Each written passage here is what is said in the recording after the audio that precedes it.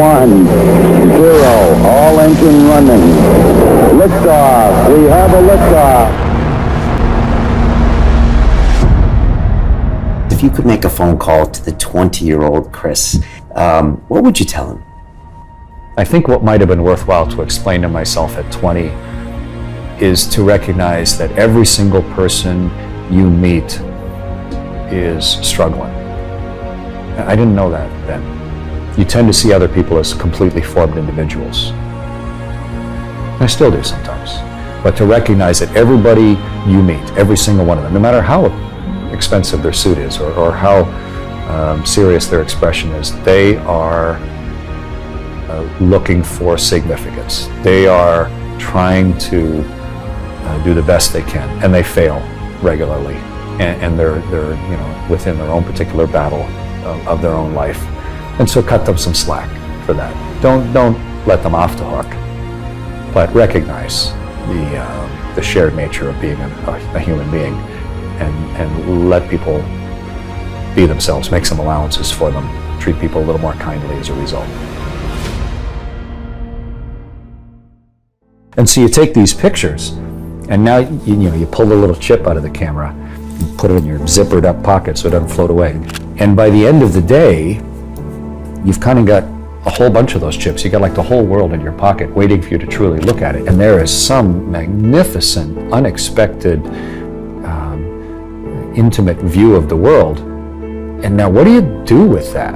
And the beauty now of the space station and social media is that I could just go and honestly write what I was thinking and hit send, and then just turn it loose to anybody who might also be curious about the world. And it was delightful to see the reaction, to see how many people, millions by the time we landed, who were also delighting in what that technological invention allows us to see about ourselves. Hopefully we're all students of the human condition, whether we mean to be or not. And as we get a little older, we gain a little perspective. I think what we're truly getting at is a collective understanding of where we are and what it means. And the where we are is the part that we can share the best. What it means is an individual choice. But the more people you meet, the more you understand what battles people are fighting, the more you see the commonality of the human experience itself. But then the real question, of course, is if you do feel that maybe something has enlightened you a little bit, or if you've had a thought that most people have not, do you just have a secret smile, or do you try and maybe share it with someone you love, or write it down, or take a picture? And I think shared understanding is what empowers us more than anything. To try and actually see the world in its totality, it's virtually impossible. Maybe we can see a documentary program, or we can read a travel book, or we can look at a coffee table book, or we'll get on an airplane and go somewhere else, and you start to piece together some of the threads of the fabric that is our actual planet. But I've been lucky enough to take sort of the best of our transportation technology that we've ever invented, and to get on board a ship and go around the world in 92 minutes, to go around the world 100 times, and then 1,000 times. And not just going around the world, but around the world 16 times a day where it turns underneath you. So every circumnavigation is like another voyage of discovery. And the angle between you and the sun and the world, because of your speed, is constantly changing. And the seasons are changing. I went from one side of the sun to the other, right across the solar system while I was on the space station, right around it. So you saw winter and summer swap ends on the world. And so each time around, you see the world slightly more for what it is, more clearly. And somewhere along the way, in one of those thousands of orbits, I think you fundamentally, I don't know if it's shift or deepen or both, but you start to see the world as what it actually is. I feel hugely privileged to without anybody telling me what to think, and without any filters in the way, to actually have seen the whole world over and over and over again until it seeped into me permanently. And it doesn't necessarily give me any outlandish insight or any outlandish imperative to change the world, but I think it does give me a perspective that I feel compelled to try and share, to try and let as many other people. I was there on behalf of a lot of people. You know, it took a lot of lucre to build that rocket ship and accelerate my body to 8 kilometers a second and let me stay there. And so I feel a responsibility to do my best to let other people see what's beyond their room based on the things that I've seen. As you mentioned at the outset, I flew on the space shuttle twice. Once to go help build the Russian space station Mir, and then on my second flight to go help build the International Space Station and do spacewalks. But on my third flight, you know, this wasn't just a week or two on board the space shuttle. This was launch as the pilot or the board engineer of the Soyuz, and then stay in space for almost half a year. And it's not to belittle those initial shuttle flights. They were magnificent and hugely instructive to me. But I count myself hugely lucky to, at the end of all that, to have had a chance to go live off the planet for 5 months, to be asked to command the spaceship. So that level of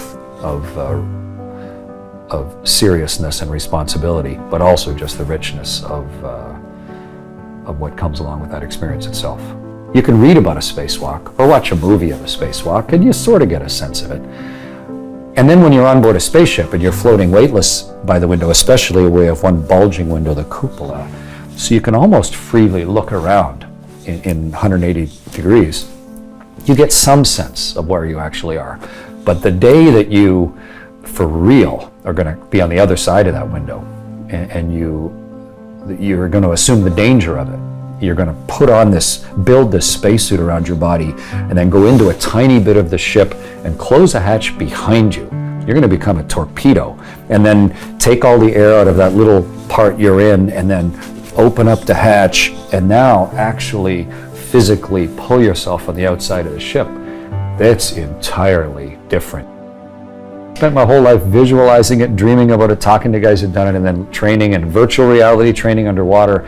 But suddenly, the part of your body that's in the sun is plus 150 Celsius, and you feel the searing heat of that. And the part of you that's in the shade is minus 140 Celsius. And so when your legs touch the fabric of the inflated suit, it's like growing up on a farm with super cold metal on a stovepipe, and you don't want to let it touch your skin because it's so searingly cold. You feel the environment that you're in, and the world is silently, you can see an entire face of the whole planet right across a continent, and it's right there beside you, and it's silently turning, and the whole universe is right here, and you're in the middle holding on with one hand. It's extremely visceral and physical and personal and intimate to be in the world that way. I've been hugely lucky, and I think we collectively are more liable to make good decisions for ourselves and for where we live, the more clearly we can see the whole thing as one place. And you started posting these pictures on a whim, really, taking these beautiful photographs from up in space because you see so many. Well, picture what it's like. You're there with a camera and you're going around the world and you float over to the window and you say, I'm not even going to take a picture today. I just want to look at the world. And you're looking at something, you go, holy, and you got to grab the camera because there's your emotions are trapped behind you. You can't keep up. And you go, I got to take a picture of this so I can look at it later. Responsibility that comes with being trusted with being an astronaut, I think.